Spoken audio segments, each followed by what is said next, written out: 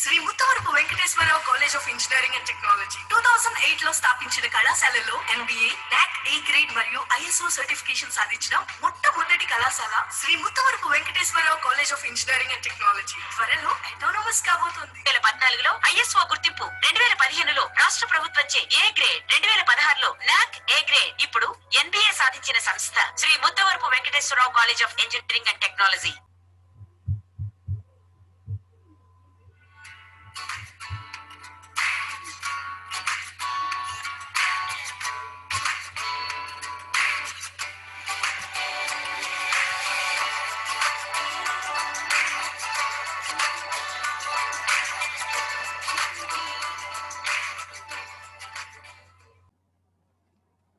Morning.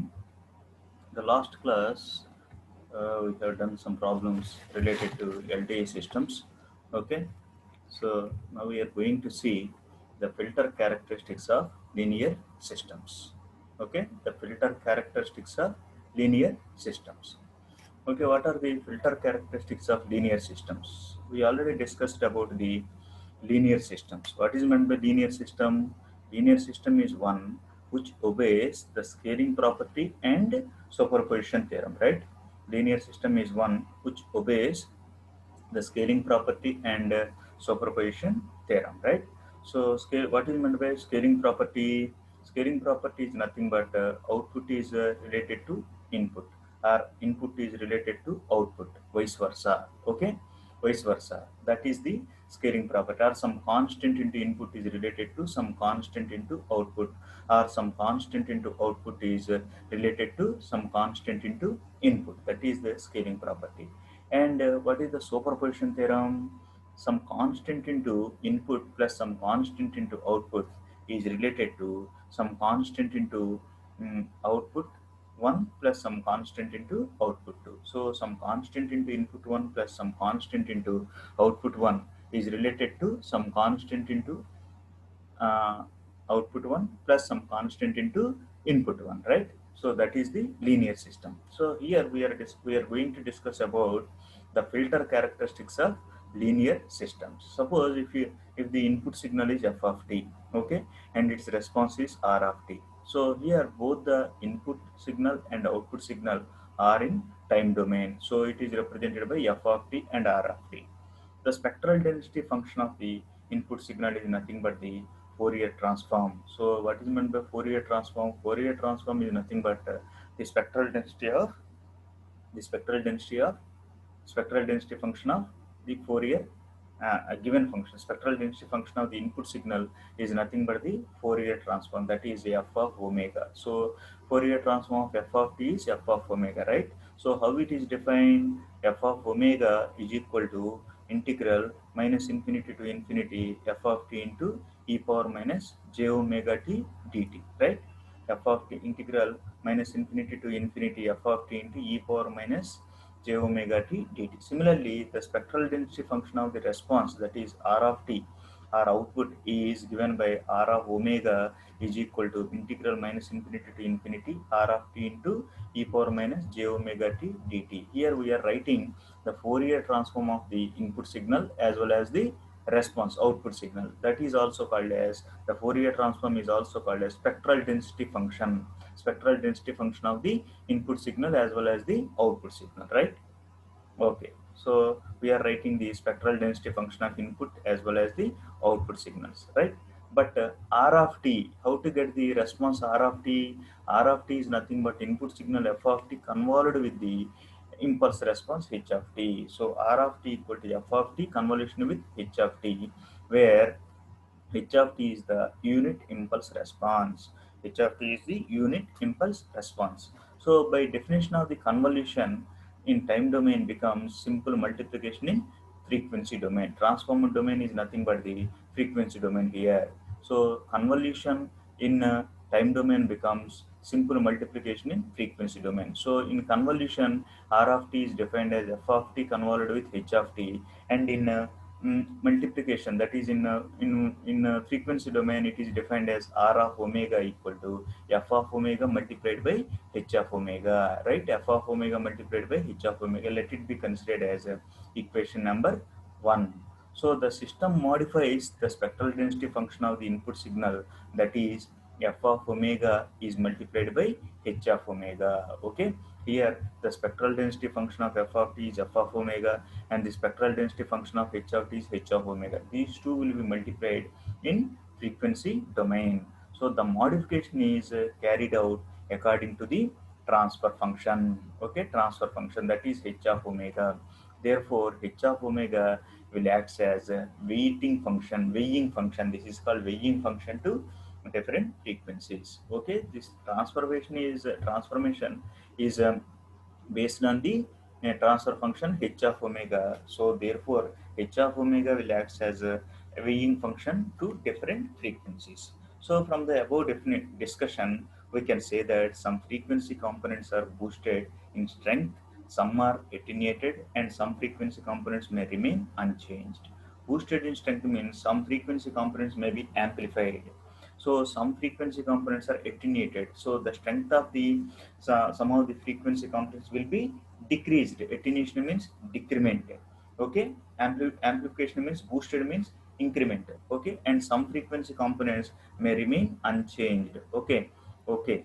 So thus the system modifies the spectral density function according to its filter characteristics. So based on the filter characteristics, some frequency components are boosted in strength, some frequency components are attenuated, and some frequency components remain unchanged. So based on the filter characteristics. If it is a low pass circuit, suppose if we are taking the circuit is a low pass circuit, the name itself is telling that it will pass the low frequency components. That's why it is called low pass circuit. Low pass circuit. Pass means it will allow. Okay, so low pass circuit. Then it passes low frequencies and attenuates high frequencies. Okay, it passes low frequencies and attenuates. Attenuation means it stops high frequency components. If it is a band pass filter means particular band of frequencies will be allowed through this. So particular band, some frequency, some range of some two frequencies, so 2 hertz to 10 hertz, like that, some particular range. So then it passes particular band of frequencies, and the remaining frequencies are attenuated. Attenuated means it does not allows. Okay, so low pass circuit means it passes the low frequency components and it attenuates the high frequency components. Band pass filter means it passes particular band of frequencies and it attenuates the remaining frequencies. So this is nothing but the filter characteristics of linear systems. So based on the filter characteristics, suppose if it is a low pass filter, it allows only lower frequencies. It attenuates the higher frequencies, right? Suppose if it is a high frequency circuit, it allows high pass circuit, it allows only high frequency components and attenuates low frequency component. Attenuation means it stops. Okay, amplifies means it enhances. Okay, and then band pass circuit means it allows particular band of frequencies. Okay, particular band of frequencies. Here we are taking the two signals, input signal and response.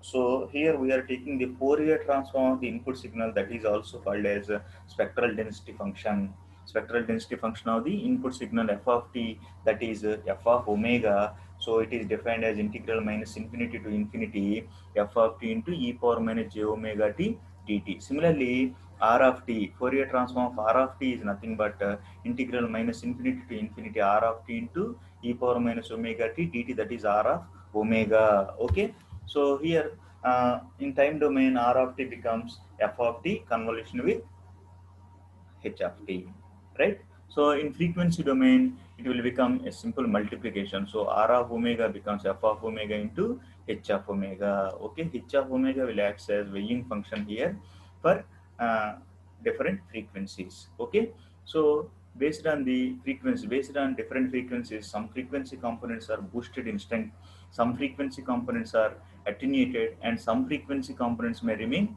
unchanged. So this is true for phase spectrum also. This is frequency spectrum, and for phase spectrum also it is true. Thus the system modifies the spectral density function according to its filter characteristics. So based on the filter characteristics, the system characteristics are modified. Right, if it is a low pass filter, it allows lower frequency components only. If it is a high pass filter, it allows only high frequency components. If it is a band pass filter, it allows particular band of frequencies. So these are the filter characteristics of LTI system. Okay, filter characteristics of linear systems. Next, coming to the distortionless transmission through a system. Distortionless transmission means noiseless transmission. Distortion means some uninterrupted signal, that is noise. Okay, so we are discussing about the distortionless transmission through a system.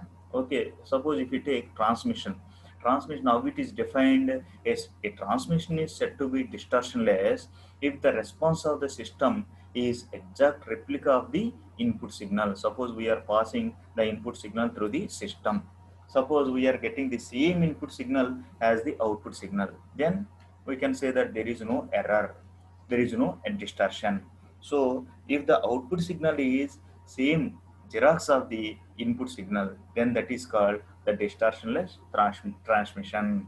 Okay, xerox, or it is also called as replica. So if the response of the system, that is output of the system, is exact replica or exact xerox of the input signal, okay, that is the distortionless transmission. If it has it have a different magnitude here, the signal, the shape of the waveform is same, the shape of the waveform may be same, but the magnitude may differ. Okay, but the shape will not change. If we are passing some 2 volts amplitude input signal through the system, we may get 3 volts amplitude of the output signals, but the shape of the system, suppose it is a sinusoidal signal, then the same sinusoidal signal will be the output signal, but magnitude may differ. Magnitude means amplitude. The important thing is the shape of the waveform and not its relative magnitude. Only shape is important here. The shape of the waveform should be same. Magnitude may differ. Okay, if the signals acquire any phase shift during the process of transmission, they may add up to an entirely different signal. If the signals acquire any phase shift, there may be a phase shift during the process of transmission. They may add up to an entirely different signal. The replica, which is produced by the distortionless transmission system, may have some time delay. It may have some time delay. Then we can say that the signal f of t is transmitted without distortion if the response is kf of t minus t naught. Here there is a time shift. Time delay means there is a time shift. Here we are transmitting f of t signal through the system. Okay, so distortionless transmission means we may get f of t minus t naught or f of t plus t naught. So there is a time delay between the input signal and output signal, but the shape of the signal is same. Okay, that is signal f of t is delayed by t naught units with a magnitude k. Here the k is the magnitude, and it will be shifted towards right side by t naught units. Okay, k times the original signal. The signal f of t is delayed by t naught units with a magnitude k times the original signal. So therefore, the response r of t is equal to k into f of t minus t naught. What is the input signal here? We are transmitting the f of t as the input signal through the system. What is the output signal here? R of t, that is k into f of t minus t naught. So here the magnitude of both input signal and output signal are not equal, but time is also not equal. Why? Because here in the output signal it may be shifted towards right side by t units and t naught units.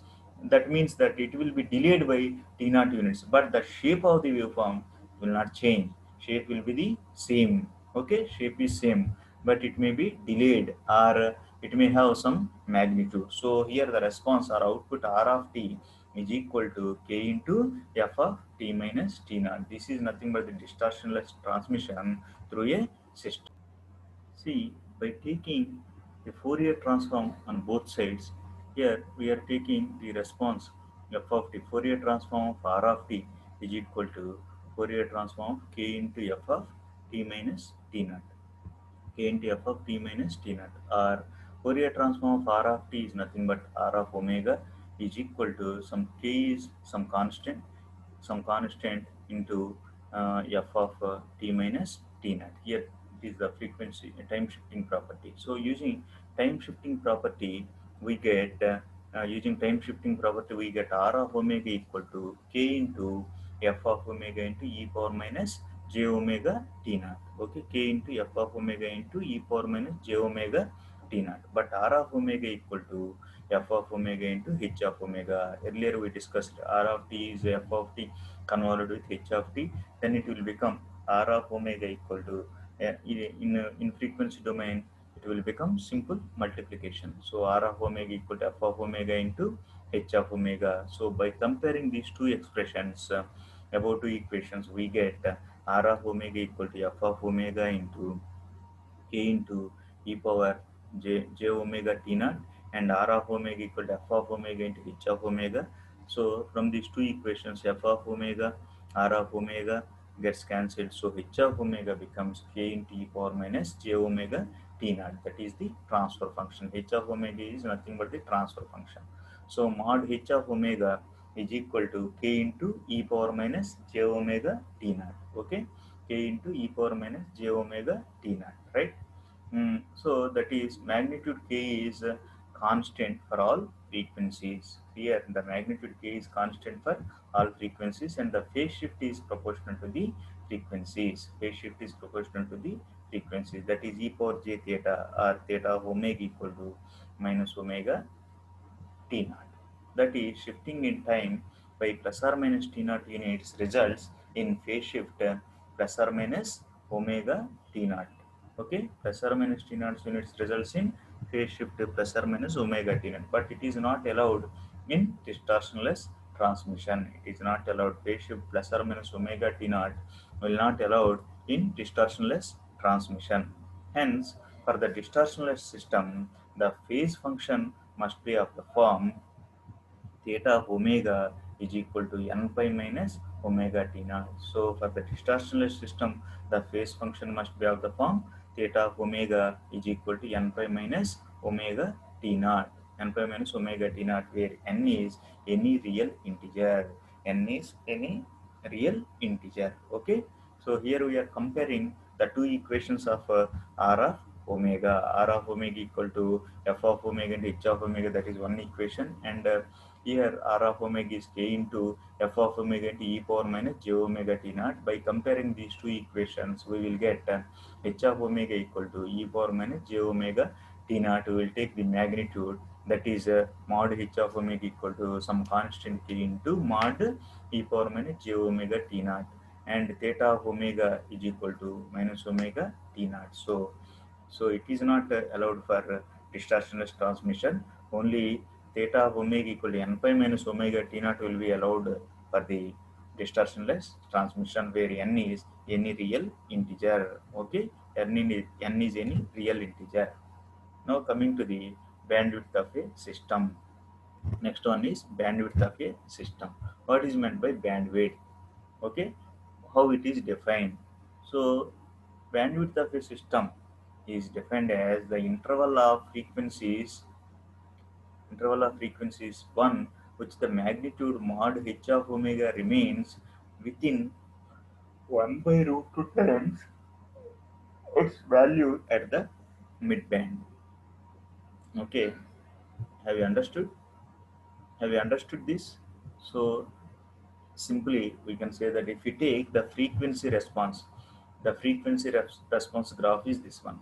Frequency response is nothing but uh, frequency versus gain. This is this is the frequency spectrum, frequency response of the amplifier. Okay, h of omega is the magnitude and omega is the frequency. Magnitude versus frequency, we have drawn the graph. So here it is gradually increasing and remains constant and gradually decreasing. So a is the maximum gain. So here a by root 2 line is there, dotted line is a by root 2, that is 3 dB gain. 3 dB gain, or 1 by root 2 times of its maximum gain, 1 by root 2 times of maximum gain is A.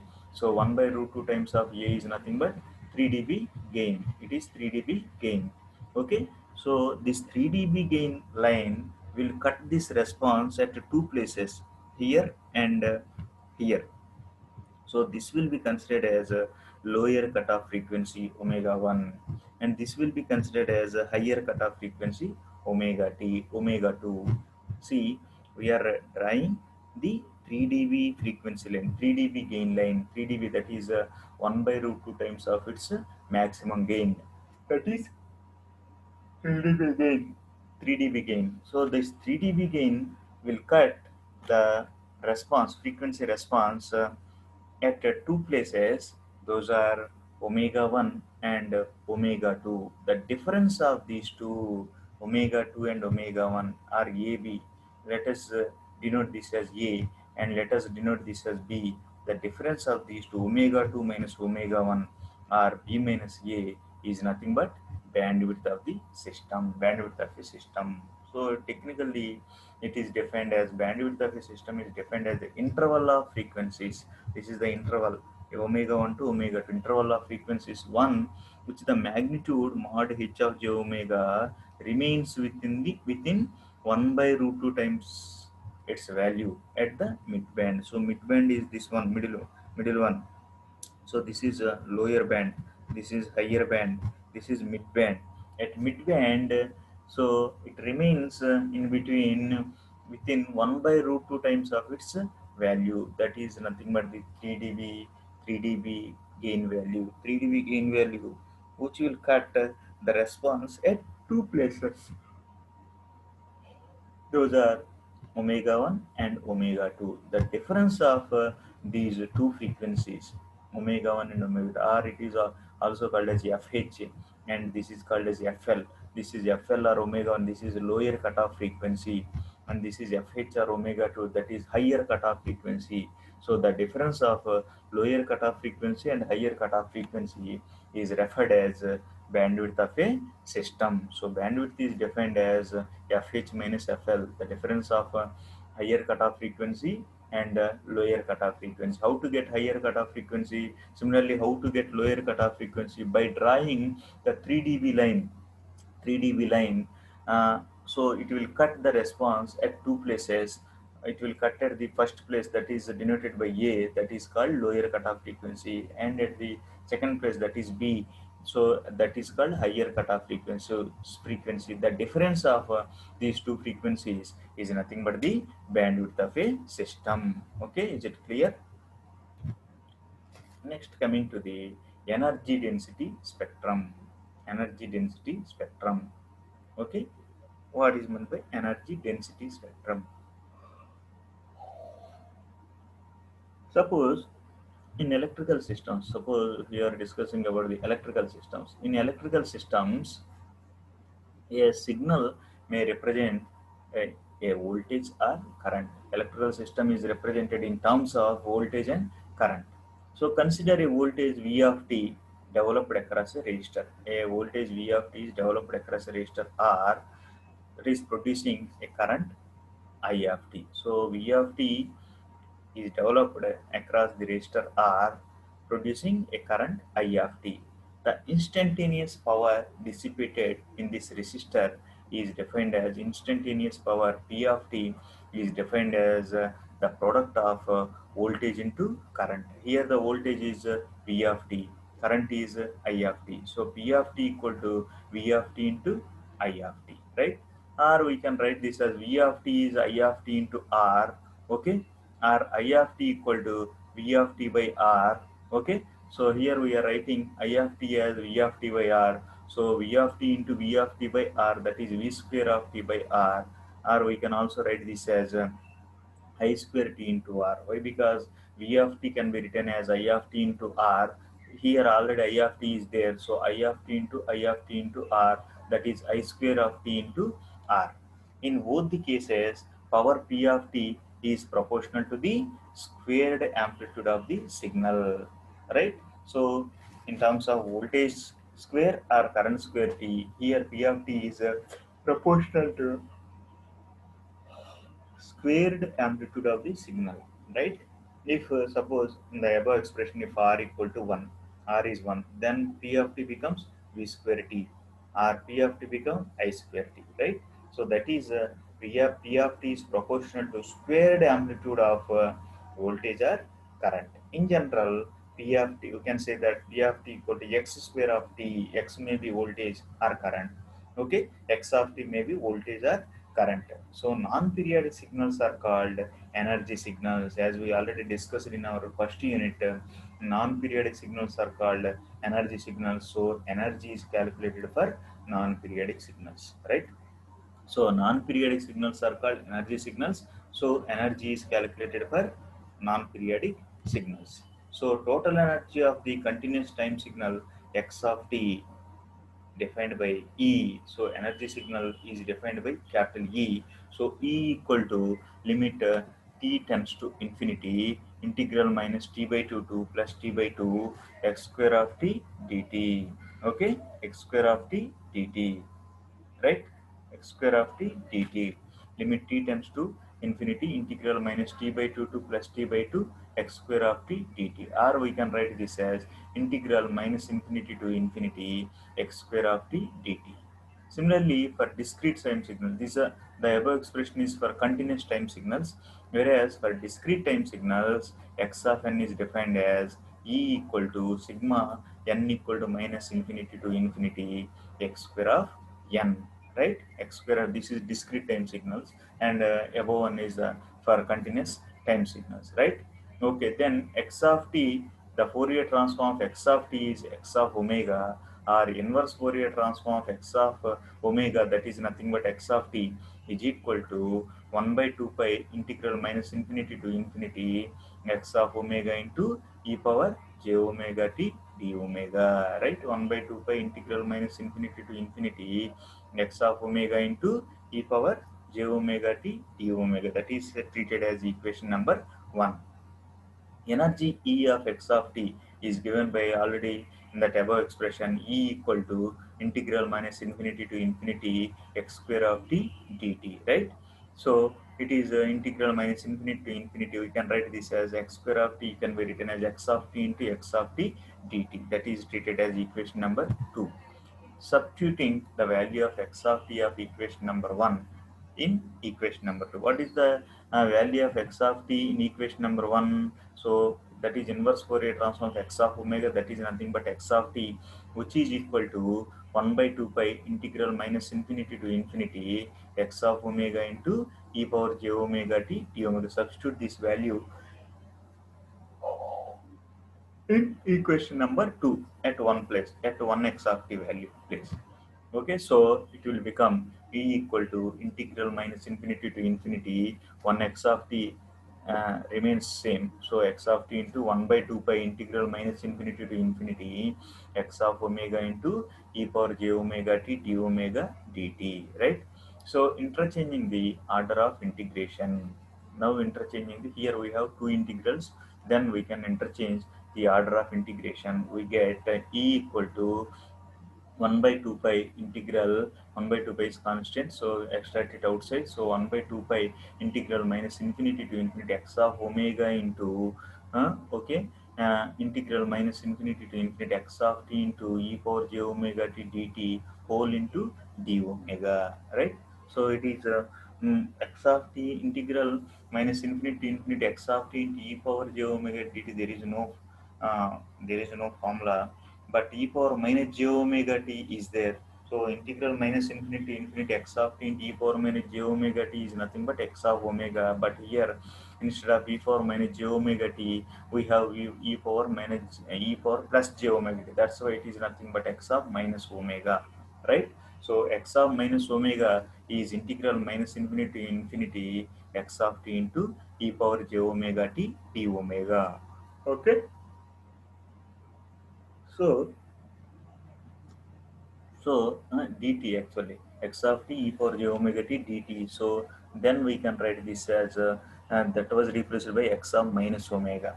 Okay, so e equal to 1 by 2 pi integral minus infinity to infinity x of omega into x of minus omega d omega. So it is equal to 1 by 2 pi integral minus infinity to infinity mod x of omega square d omega, but omega equal to 2 pi f, so replace omega by 2 pi f. We can write this as 1 by 2 pi into integral minus infinity infinity x of omega mod x of omega square into d 2 pi f. So 2 pi gets cancelled. It will become integral minus infinity to infinity mod x of omega square df, or we can write this as e equal to integral minus infinity to infinity mod x of omega square df. This equation states that the energy of a given signal by the area under the mod x of omega square curve integrated with respect to frequency,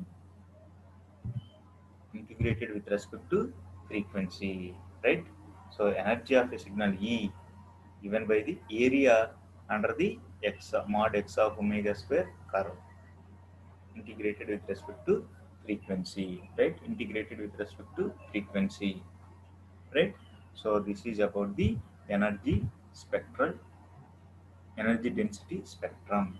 Energy density spectrum, we are taking the energy is calculated for non-periodic signals, that's why we are considering the non-periodic signal x of t.